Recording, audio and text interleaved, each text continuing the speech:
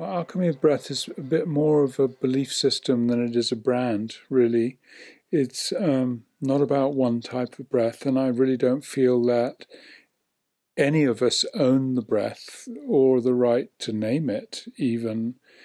But it is something that we borrow, right? We've got to give each breath that we take back again. And eventually, our last breath is about paying it back. We're not going to hang on to it. So then it becomes a question of how can we best use it. And even though in the Alchemy of Breath sessions that you might have been to, you may have experienced something extraordinary or impactful, that's great. But then what? Then what are you going to do with it? How can you actually implement it in your life? So any of the breath patterns that you've heard of and you might have seen advertised, they're all great. And I really recommend you go try them all, study as many of them as you possibly can. Perhaps what makes us different is that we're sort of an umbrella that embraces everybody else's practices, because we want you to be able to develop a grander awareness than just one type of breath work, and something that you can employ according to the circumstances you find yourself in.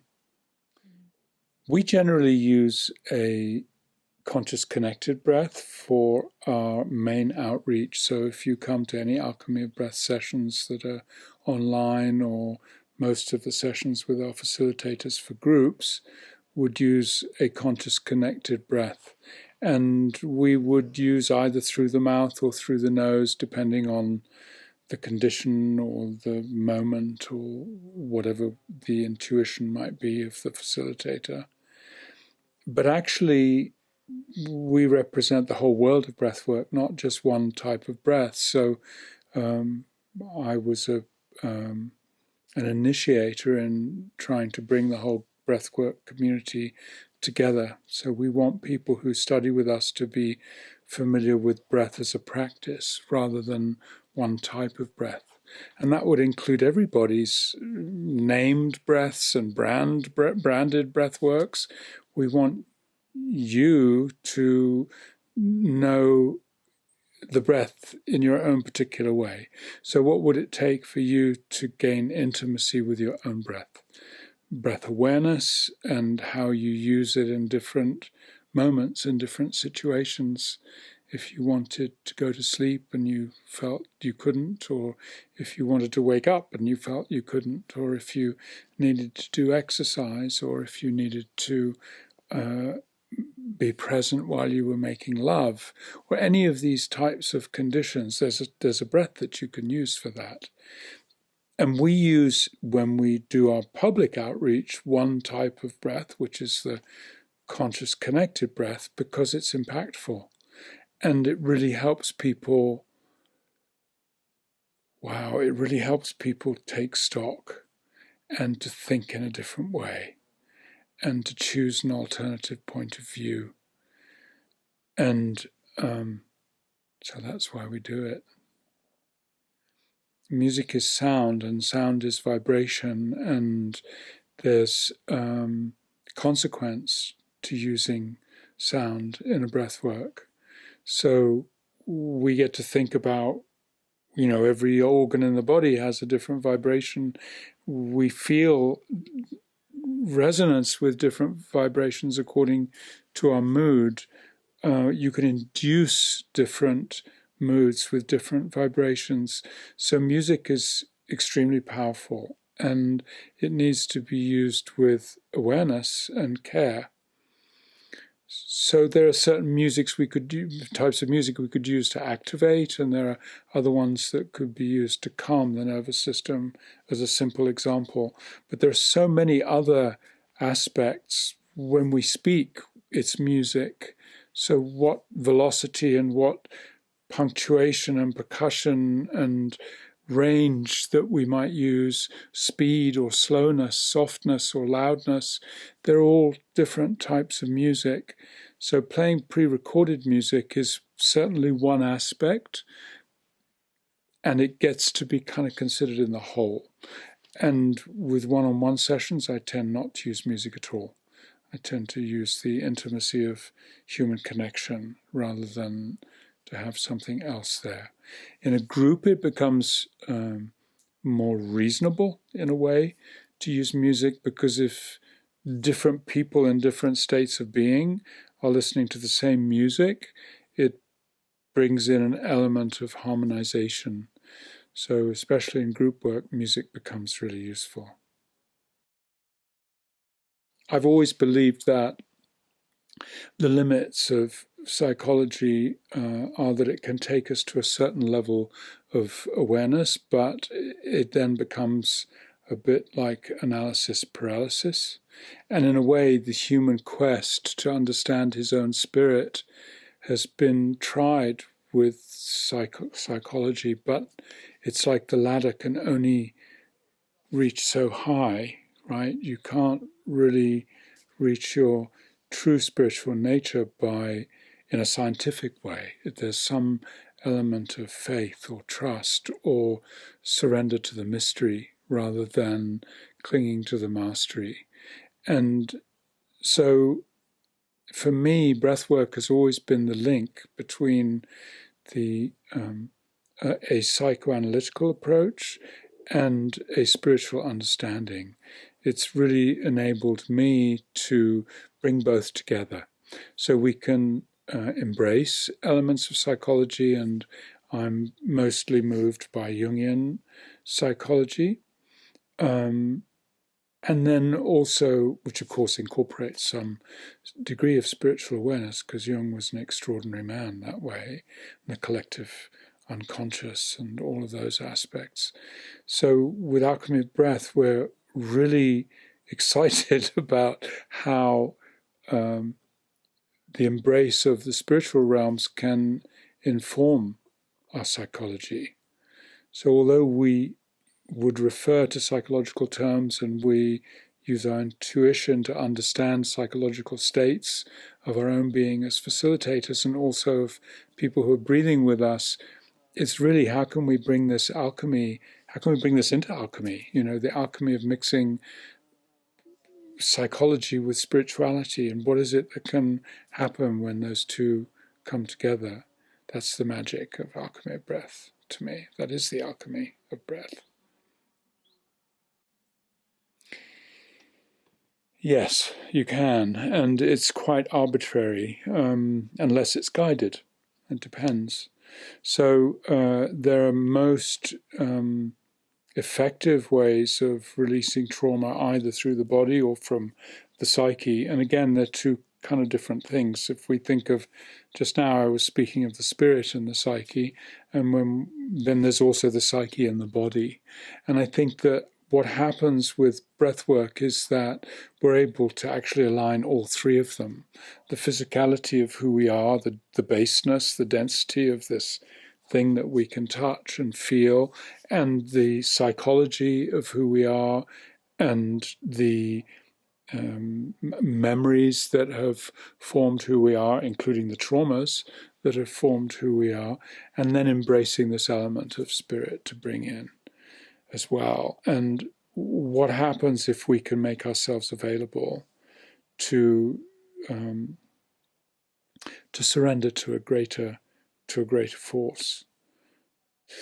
So there are many types of breath work that are designed to release trauma, the best of which is biodynamic breath and trauma release, which is an excellent method of physical release of trauma. But there are also other aspects of trauma that need to be attended to, because our subconscious contains patterns and records and imprints and programs, if you will, that aren't just stored in the body, they're also stored in the psyche. So breathwork, if it's guided correctly, can reach into the subconscious and re-inform it in a healthy way, in a positive way, in the way that your conscious mind would wish it to be. So when you think of things that you'd like to change in your life, think of all those New Year's resolutions that you've made and then broken, or people you know that have had that same experience.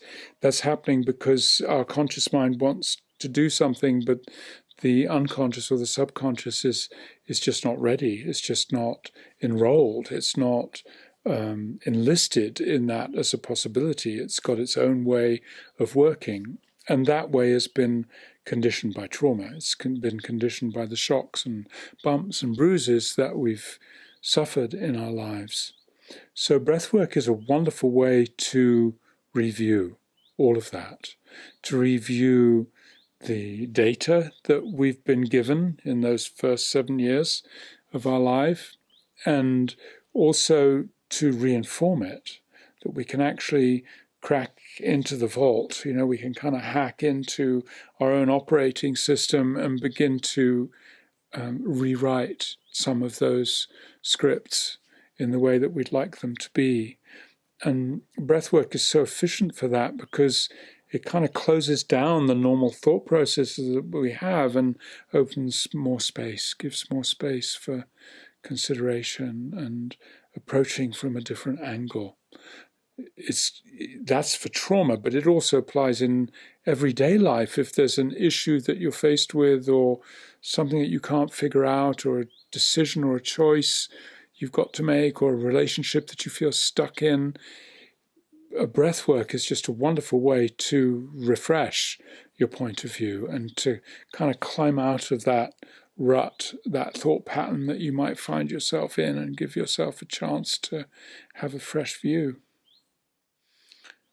Well, it depends what you call breath work. So yes, everyone breathes, and we can all choose to notice our breath. And by noticing our breath, we're actually accomplishing about half of what we can with any type of breath work. So the first step is really to notice your breath. You cannot notice your breath and not be present. In other words, if you notice your breath, you're present to what's going on, because it's the most fundamental life source that you have. So that's the most important thing to remember. When we go into different breath patterns and different breath practices, then there are certain conditions that can be helped with breath, and there are also contraindications too to some physical conditions. So you may have heard me speak in public breathworks about bipolar or schizophrenia or heart disease or high blood pressure or epilepsy or a delicate pregnancy, for example. And those are 6 of the primary things that are contraindicated for a conscious connected breath through the mouth. But that doesn't mean that you don't pay attention to your breath, right? I mean, you could still join a breath work with people who are breathing in that way that we do, and you could breathe through your nose, or you could breathe softly and gently at your own speed and learn to pay attention to your breath. And indeed, I've dealt with all of those conditions, all of those 6 conditions that I've mentioned. We've even trained one epileptic who's one of our facilitators. We say those things as a way to give people due warning that they're responsible for their own experience. And there are counterindications to breathing in that way. But it's a big cornucopia of possibility. There are so many different conditions that we're in and choices that we can make. For example, if you're going to go under anesthetic for an operation, there's a way that you could breathe to allow the anesthetic to enter your body more freely and to give yourself an easier experience with the operation itself. If you were recovering from an operation, there's another way that you could breathe that would help you accelerate your recovery and make you more resilient. If you're traumatized or feeling anxious, there's a way that you can breathe. So it's not to be misunderstood that because our primary outreach uses a certain kind of breath, that's the way that everybody should breathe all the time. It's really about creating intimacy with this life source. I mean, how often do you look at the ingredients on a bottle when you go into the supermarket and you buy something? Maybe you're the kind of person that doesn't, or maybe you do. there's so much that goes into us. And as we breathe, there are so many different possibilities that we can achieve. So we get to read the label, we get to be aware of what we're doing. And that's really what we're here to do, is to teach people how to do that.